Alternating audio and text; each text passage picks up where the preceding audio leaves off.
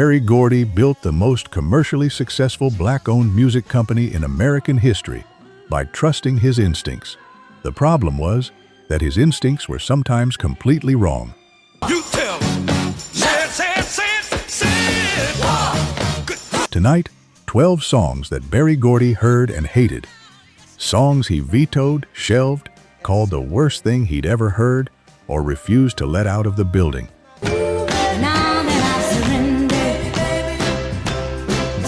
And 12 times the music proved him wrong. Spectacularly, commercially, historically wrong. These are the records that didn't just become hits. They saved Motown's reputation when it needed saving most.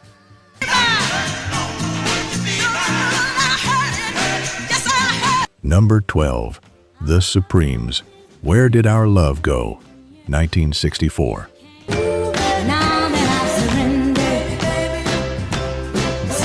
Berry Gordy did not force this confrontation alone. The Supremes did their part too. In the spring of 1964, Holland Dozier Holland brought a new song to the Marvelettes.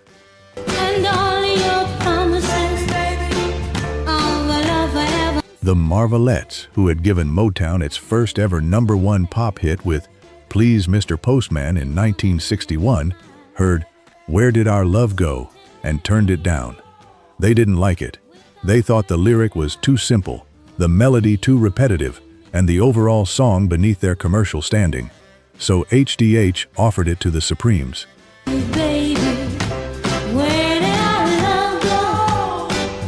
Diana Ross, Mary Wilson, and Florence Ballard had been at Motown since 1961 without a top 30 pop hit. They were known internally as the No-Hit Supremes. They heard Where Did Our Love Go? And disliked it intensely. They thought it sounded juvenile. Berry Gordy forced them to record it anyway. He was right.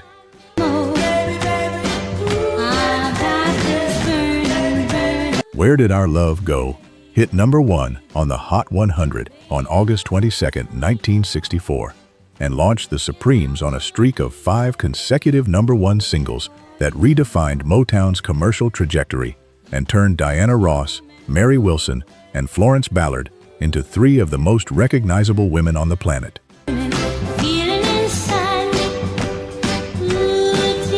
The group that had been internally dismissed as the No-Hit Supremes went on to have 12 #1 pop hits, making them the most commercially successful American female group in history, a record they held for decades. The song they didn't want to record started everything. HDH went on to write and produce most of those 12 #1s. The song the Marvelettes rejected and the Supremes resented became the foundation of Motown's most lucrative artistic relationship. Berry Gordy's insistence paid dividends that neither he nor the Supremes could have predicted in that 1964 recording session.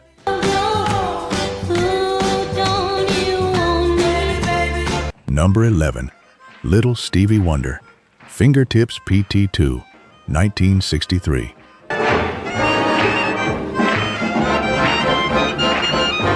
The story of Fingertips PT2 begins with a 12-year-old boy who wasn't supposed to be the star of the session, a bassist who couldn't remember what key the song was in, and a Berry Gordy who initially issued the record with the sides in the wrong order. Little Stevie Wonder had been performing on Motown's Motown Review Tour in 1962. The package show that sent the label's artists across the country to play to black audiences in theaters and clubs.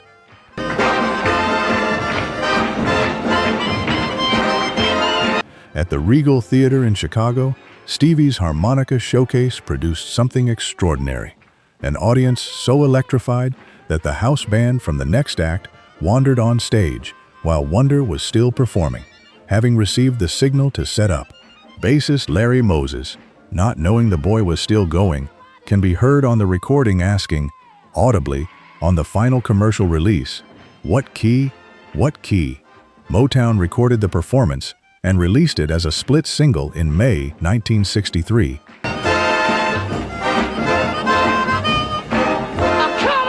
Fingertips PT1 as the A-side, Fingertips PT2 as the B-side. Radio responded immediately to the second part. The chaotic, still rolling live footage where Stevie kept playing after everything had fallen apart around him. Motown recognized what was happening and reissued the single with the sides flipped.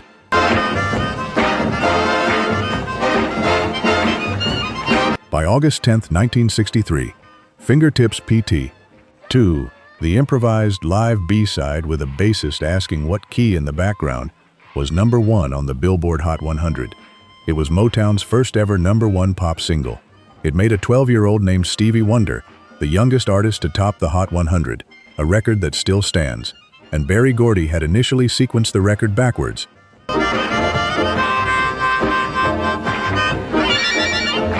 Number 10. Stevie Wonder, For Once in My Life, 1968.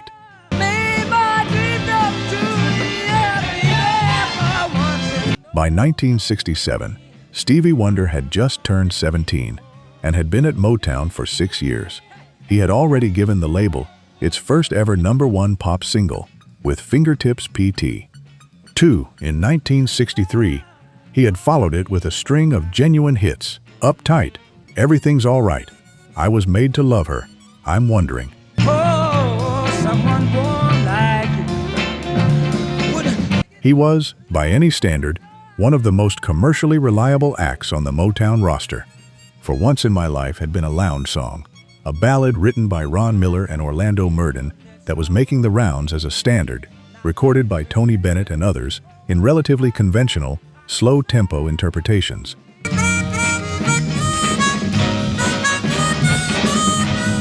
Stevie heard it and heard something different inside it. He recorded his version with a funky, up-tempo arrangement, much faster than the standard interpretation, with a harmonica solo that was entirely and unmistakably him, and brought it to Berry Gordy. Gordy hated it. He felt that taking a song so obviously written as a slow ballad and turning it into something up-tempo didn't work. He vetoed the release.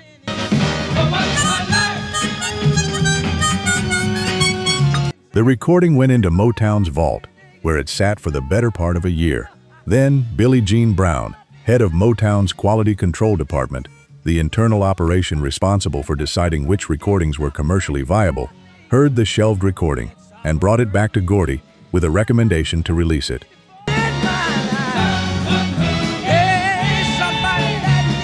Gordy relented. For Once in My Life was released in October 1968 and climbed to #2 on both the Billboard Hot 100 and the R&B chart. The song Gordy had vetoed as too unconventional for its source material became one of the most beloved recordings of Stevie Wonder's Motown career. Billie Jean Brown had heard what Gordy had missed.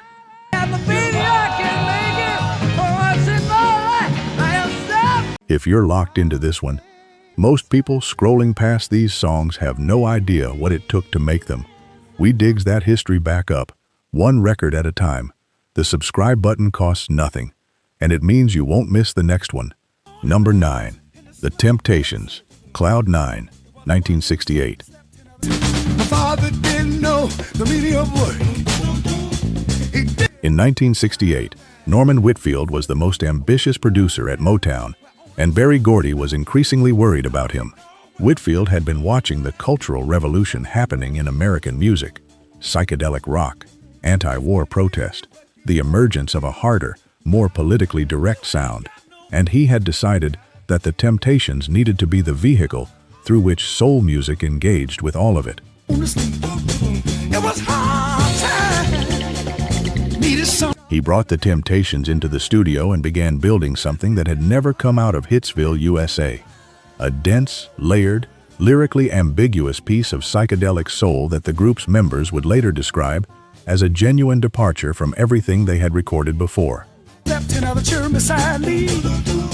We hardly had enough food or room. Cloud 9 was the result, and Berry Gordy heard Cloud 9, the phrase at the heart of the song, and made an interpretation that Whitfield, Strong, and every member of the Temptations denied. Disrespected mama and treated us like day. I left home sick and He believed the song was about drug use. He believed it was promoting getting high. So, in an era when the Nixon administration was beginning to define the political and cultural battle lines around drug policy, Gordy was extremely concerned about releasing a record that could be heard as pro-narcotics by conservative audiences. radio programmers, or government bodies that might put pressure on stations playing Motown.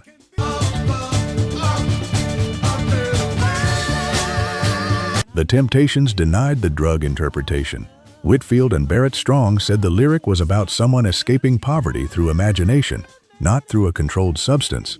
The argument went back and forth. Eventually, Gordy allowed the release. Cloud 9 won Motown its first ever Grammy Award.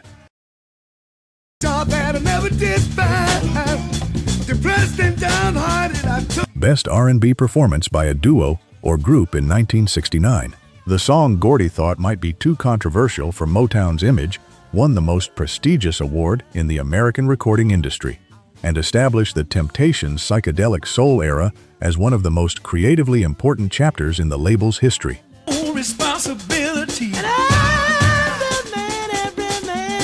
Number 8, The Miracles, The Tears of a Clown, 1970. Stevie Wonder wrote The Tears of a Clown in 1966. He was 16 years old. He had written the melody, a circus-like, Pagliacci referencing instrumental, and brought it to Smokey Robinson with the challenge of finding lyrics that fit.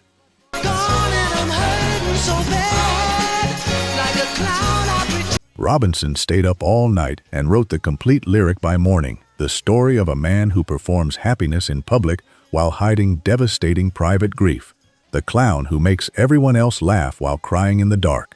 Berry Gordy heard the recording and made a decision that seems, in retrospect, completely inexplicable. He shelved it.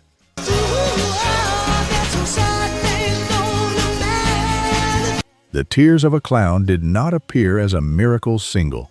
It appeared on the 1967 album Make It Happen as an album track. It sat there for 4 years, from 1966 until 1970, while one of the finest pieces of songwriting in the history of Motown gathered dust in the catalog. What eventually rescued it was not Berry Gordy. It was the British market, Motown's UK arm, operating with somewhat more autonomy than its American parent, was looking for material to release and found The Tears of a Clown in the catalog.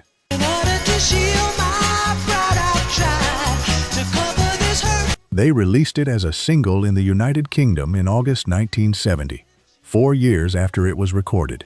It went to number 1 in the UK. Immediately, the American label had to reckon with what had just happened.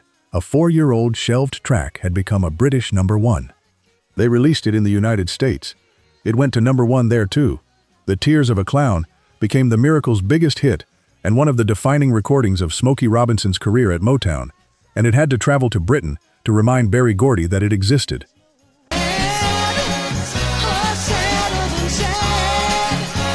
Number 7, Diana Ross, Ain't No Mountain High Enough, 1970.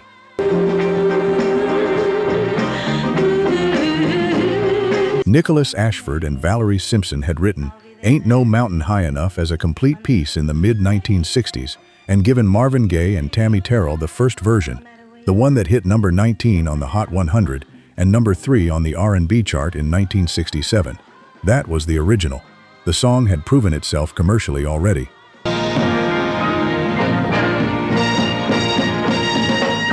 When Diana Ross went solo from the Supremes in 1969, and Berry Gordy was looking for the record that would establish her as a solo artist, Ashford and Simpson wrote an entirely new arrangement of Ain't No Mountain High Enough, specifically for her.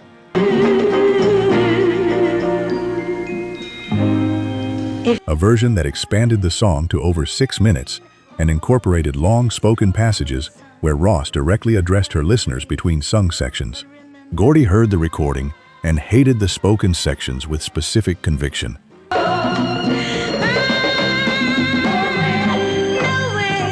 He did not think audiences would sit through what he considered excessive talking. He felt the record was too long and too unconventional for radio. He refused to release it as a single.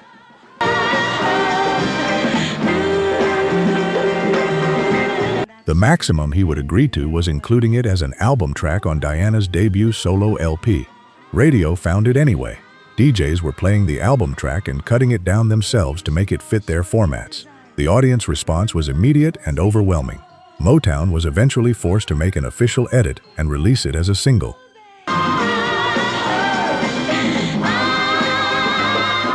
When they did, Ain't No Mountain High Enough went to #1 on both the Billboard Hot 100 and the R&B chart in 1970 and established Diana Ross as one of the most commercially dominant solo artists of her era.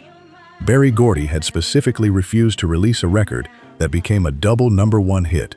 The DJs knew before he did.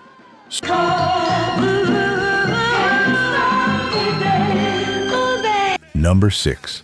Edwin Starr, War, 1970.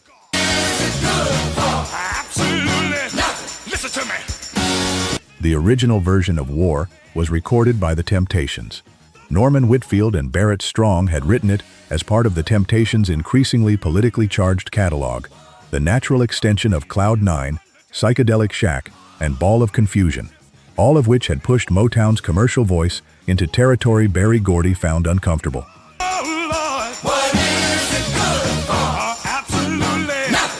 When Psychedelic Shack was released in March 1970, War was included on the album, and Motown began receiving letters, lots of them. Fans wrote to Motown specifically requesting that War be released as a single. The anti-Vietnam War movement was at its absolute peak. The Kent State shooting would happen in May 1970. The cultural moment was perfectly aligned with War's message, and Berry Gordy refused. He was worried, specifically, documentably worried, about having The Temptations, Motown's most successful male crossover act, release a high-profile political single that could alienate the conservative segments of their commercial audience. Wow, it ain't nothing but a heartbreak.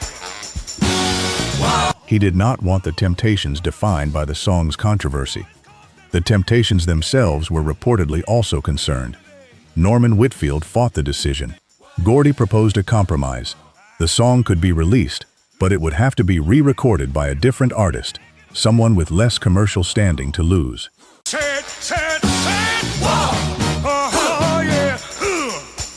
Edwin Starr, who had come to Motown when Gordy absorbed the Rick Tick label in 1968, volunteered.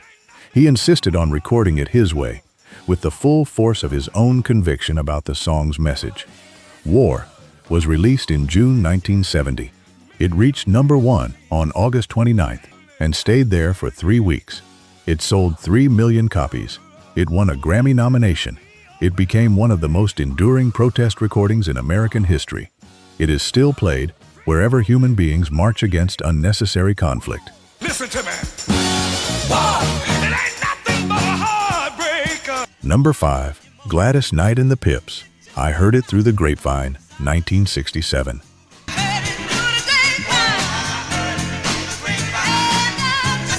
The story of I Heard It Through the Grapevine at Motown is a story of Berry Gordy being wrong about the same song 3 separate times. Norman Whitfield and Barrett Strong wrote I Heard It Through the Grapevine in 1966. They brought it first to Smokey Robinson and the Miracles.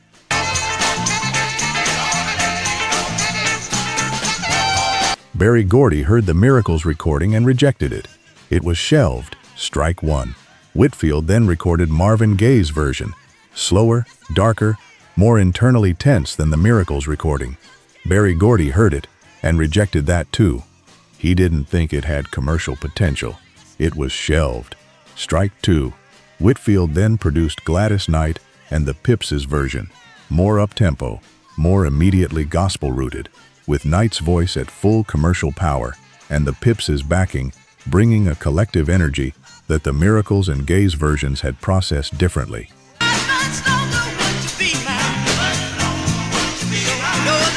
Gordy allowed the Knight and Pips version to be released in 1967. It hit #2 on the Hot 100 and #1 on the R&B chart. The song Gordy had rejected twice had now proven itself as one of the most commercially powerful pieces of writing Whitfield and Strong had ever produced.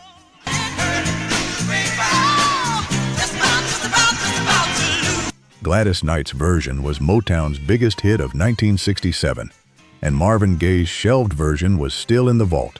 That version eventually came out, initially buried as an album track on In the Groove. DJs started playing the album track because they had heard the Knight recording and wanted Gaye's version, Demand forced Motown's hand. They released it as a single. It spent 7 weeks at number 1 on the Hot 100, making it the biggest Motown hit in the label's history at the time.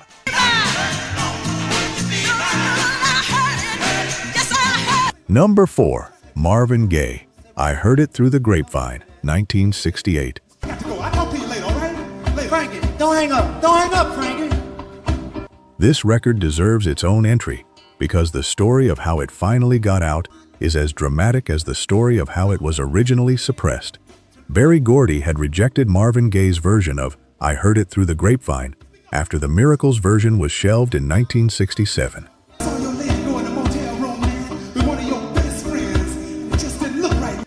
Gordy's specific objection was that the recording was too dark, too unconventional, too far from what he considered the polished, optimistic, crossover-friendly Motown sound. He did not believe it had commercial potential. Norman Whitfield refused to give up on the recording. He pushed to have it released as the album track on In the Groove, Gaye's October 1968 album, even without single release. Radio programmers and DJs heard it there and started playing it anyway, generating listener response that made the commercial case Gordy had been unwilling to accept.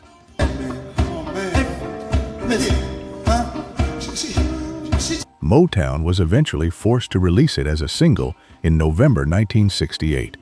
It spent 7 consecutive weeks at number 1 on the Billboard Hot 100, the longest number 1 run of any Motown single up to that point. It made Marvin Gaye's commercially strongest period yet and became the anchor recording of his pre-What's Going On career.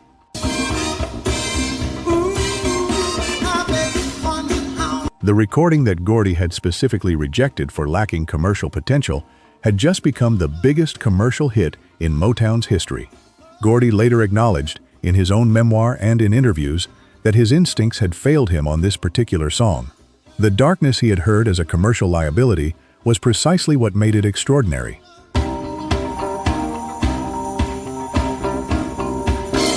Number 3. The Temptations, Papa Was a Rollin' Stone, 1972. I never got a chance to see him.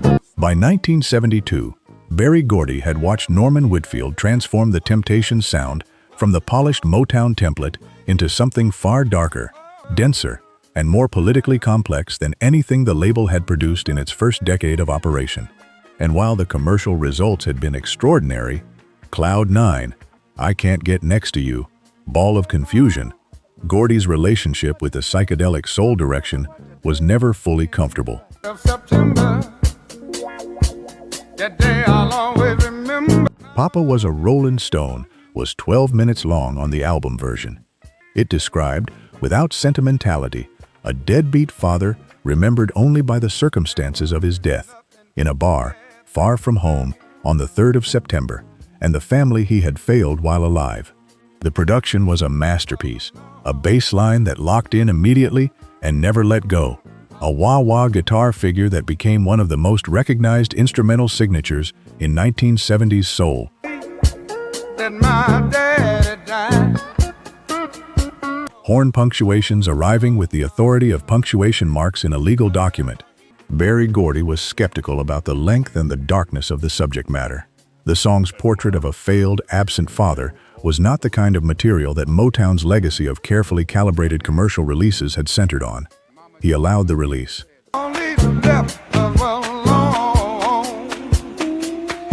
Papa Was a Rollin' Stone hit number 1 on both the Billboard Hot 100 and the R&B chart.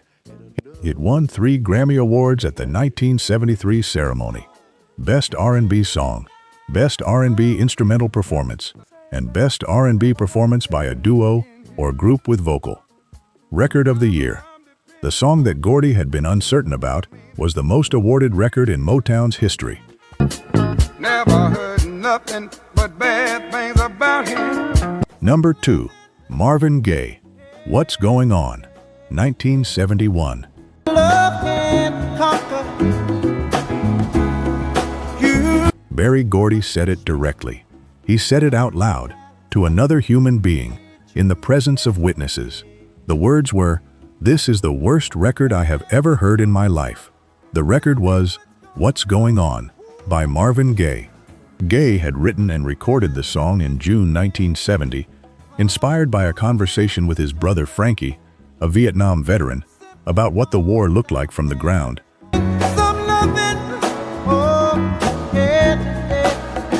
He layered his voice over a jazz-inflected orchestrated production that was unlike anything Motown had released. It addressed police brutality, poverty, Vietnam, ecological destruction. It sounded like a conversation rather than a performance.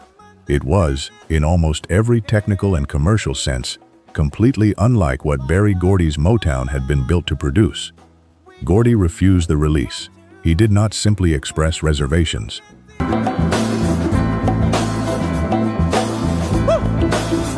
He told Gaye that the song would damage his career and damage Motown's brand simultaneously. He called it the worst record he had ever heard. He was the founder and president of a company that had produced over 100 top 10 hits in a decade, and he believed his judgment was sufficient to determine that this particular recording had no commercial merit. Marvin Gaye responded with one of the most consequential ultimatums in the history of American popular music.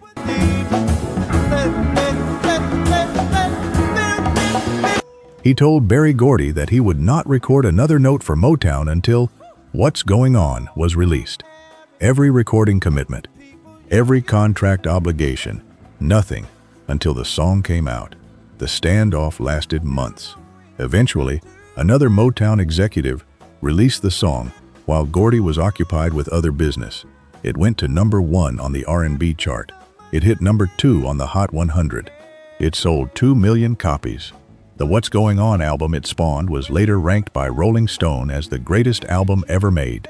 The record Berry Gordy called the worst he had ever heard became the most critically acclaimed Motown release in the label's history.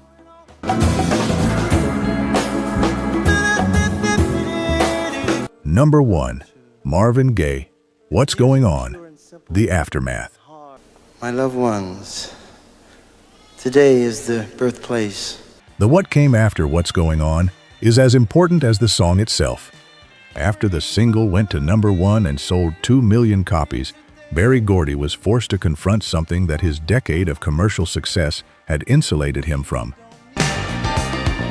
Brother, brother, brother. The possibility that his instincts, however reliable in the context of the specific Motown formula he had perfected, were not adequate to the full range of what his artists were capable of creating. He called Marvin Gaye and apologized. This was not a routine occurrence in the Berry Gordy management model. He had built Motown on the basis of his own taste and judgment. Apologizing for his taste and judgment to an artist he had managed for a decade was an admission that the commercial framework he had built had not prepared him for what Gaye was doing.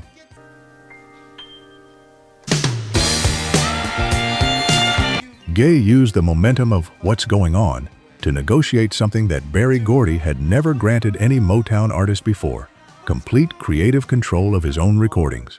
The deal Gaye negotiated in the aftermath of What's Going On included a reported $1 million advance, at the time an extraordinary figure for any recording deal, and an artistic autonomy that made him essentially a label within a label.